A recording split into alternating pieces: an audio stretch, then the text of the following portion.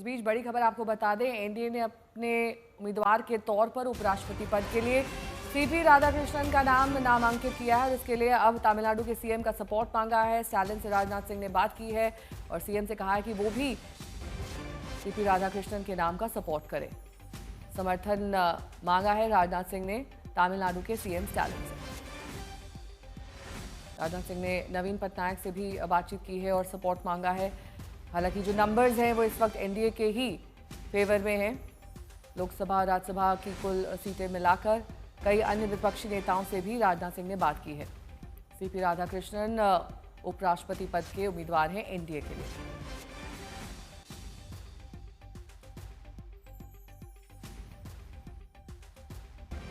मौसमी सिंह मेरी सहयोगी जुड़ गई हैं तमाम जानकारी के साथ। मौसमी, जाहिर तौर पर जो नंबर्स हैं वो एनडीए का ही फेवर कर रहे हैं, उसके बावजूद ये औपचारिक बातचीत से माने राजनाथ सिंह की?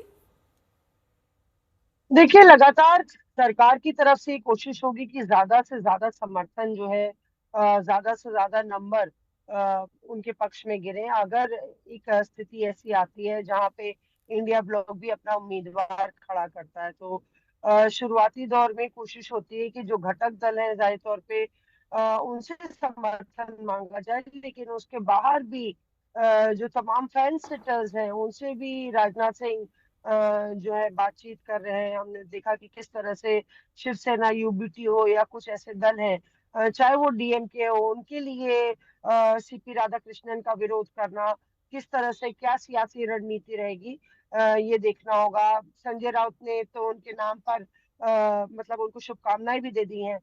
तो ऐसे में इंतजार कांग्रेस को भी होगा कि जल्द से जल्द अगर विपक्ष का उम्मीदवार खड़ा करना है तो नाम पर सहमति बने। और वहीं दूसरी तरफ बीजेपी की कोशिश ये है, राजनाथ सिंह इसी कड़ी में सब नेताओं से बात कर रहे हैं, जी बाकी दलों के भी, ताकि एक सर्वसम्मति से उनको चुना जा सके। ठीक है। हमारे साथ हिमांशु भी हमारे सहयोगी जुड़ चुके हैं। हिमांशु, क्योंकि सर्वसम्मति चाह रही है यहाँ पर बीजेपी और पूरा एनडीए गठबंधन, लेकिन इंडिया ब्लॉक की स्ट्रैटेजी क्या होगी वो भी देखना होगा क्योंकि बैठक है। लेकिन क्या स्ट्रैटेजी यहाँ पर इंडिया एनडीए गठबंधन ने अपनाते हुए नजर आ रहे हैं? कैसे सबको अपने पाले में करना है? देखिए, बिल्कुल एनडीए ये चाहता है कि एक आम सहमति बने, जिसकी संभावनाएं जो है बिल्कुल ना के बराबर है। लेकिन एक कोशिश है, एक मैसेजिंग है कि हम सभी दलों को जो है वो एक साथ लेकर चलना चाहते हैं। हम चाहते हैं कि एक ही उम्मीदवार पर जो है वो आम सहमति बने। लेकिन ऐसा कभी नहीं हुआ कि राष्ट्रपति या उपराष्ट्रपति के चुनाव पर जो है वो आम सहमति बनी हो। हाँ, इतना जरूर हुआ है कि गठबंधन के जो साथी दल होते हैं वो क्रॉस जरूर करते हैं, यानी कि अगर कोई दूसरे गठबंधन का ऐसा उम्मीदवार है उसको लेकर समर्थन हुआ है। चाहे प्रणब मुखर्जी के टाइम पे जो है जेडीयू और शिवसेना ने उनको समर्थन दिया था एनडीए में रहते हुए, या जो है अगर आप देखेंगे 2007 में प्रतिभा पाटिल जब थी तब भी जो है शिवसेना ने समर्थन दिया था। 2022 में बीजेडी ने जो है वो समर्थन दिया था द्रौपदी मुर्मू के लिए। और 2022 के ही उपराष्ट्रपति के चुनाव में जो है टीएमसी ने जगदीप धनखड़ के पक्ष में वोटिंग नहीं की थी, लेकिन जो यूपीए के उम्मीदवार थी जयंती नटराजन, उनके पक्ष में भी वोट नहीं किया था। तो उन्होंने एब्सटेन करके ही जो है एक तरीके से समर्थन दिया था। तो ये कोशिश जरूर रहेगी कि एनडीए की कि कुछ यूपीए यानी इंडिया ब्लॉक के कुछ गठबंधन के साथी जो है वो एनडीए का समर्थन करे। डीएमके को वो किसी तरीके से चाहेंगे कि उनके पाले में आए, और इसलिए राजनाथ सिंह ने स्टालिन जो वहाँ डीएमके के अध्यक्ष भी हैं और मुख्यमंत्री हैं उनसे बात की है, क्योंकि तमिलनाडु से इस बीच आज शाम को इसी को लेकर इंडिया गठबंधन की बैठक होने वाली है और इस बैठक में दरअसल ये निर्णय लिया जाएगा कि उपराष्ट्रपति के उम्मीदवार के तौर पर वो क्या फैसला लेते हैं। विपक्ष भी अपना उम्मीदवार चुनाव में उतारने की तैयारी में है। हालांकि अब तक ये स्थिति स्पष्ट नहीं कि विपक्ष किसे अपना उम्मीदवार बनाएगा। 21 अगस्त को नामांकन का आखिरी दिन है, उससे पहले 3 दिनों का वक्त है। संसद में खड़गे के दफ्तर में होने जा रही इस बैठक में विपक्षी नेता उपराष्ट्रपति चुनाव को लेकर अहम फैसला ले सकते हैं।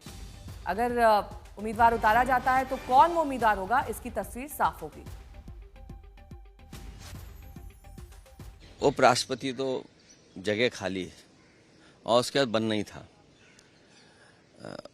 एक उपराष्ट्रपति थे यहाँ, वो कहाँ हैं? नए बन जाएंगे, अच्छी बात है। अभी क्या फैसला लेंगे हम लोग वो अलग बात है, बैठ कर के फैसला लेंगे हम लोग भी। खैर, उससे महत्वपूर्ण सवाल है जिसके लिए आज मैं मौन रहना चाहता था, लेकिन आपने मौन रहने नहीं दिया। लेकिन मैं रिसिप्ट देना चाहता हूँ इलेक्शन कमीशन की। आपको जो रिसिप्ट्स हैं ये देख लीजिए आप, और मैं भी प्रिंट आउट ला रहा हूँ आपके लिए, तो आप भी उसमें मदद करें, क्योंकि पीडीए में पी पत्रकार है। जब आप हमारी मदद करोगे तो अभी कम जीत के आए हैं, अगली बार ज़्यादा जीत करके आएंगे, क्योंकि पी का मतलब पार्लियामेंट भी है। तो कल बीजेपी अध्यक्ष जेपी नड्डा ने सीपी राधाकृष्णन के नाम का ऐलान किया और गहन रूप से चर्चा होने के बाद आज हम यहाँ पर आपको खुशी से ये बताना चाहते हैं और ये खुशखबरी देना चाहते हैं कि संसदीय बोर्ड की बैठक में जिसका नेतृत्व हमारे प्रधानमंत्री नरेंद्र मोदी जी की उपस्थिति में हुआ, उनके नेतृत्व में ये बैठक हुई। सभी पहलुओं पर चर्चा हुई और नामों पर विस्तृत रूप से जो पार्टी में एक्सरसाइज हुई थी, उन सारे एक्सरसाइज के बारे में डेलिब्रेशन हुआ, सभी के साथ चर्चा हुई, सुझाव मांगे गए और उसके बाद फिर ये तय हुआ कि हमारे उपराष्ट्रपति के प्रत्याशी के रूप में हमारे महाराष्ट्र के राज्यपाल श्री सीपी राधाकृष्णन जी, चंद्रपुरम पुन्नासामी राधाकृष्णन जी, उनको हम एनडीए का प्रत्याशी बनाएंगे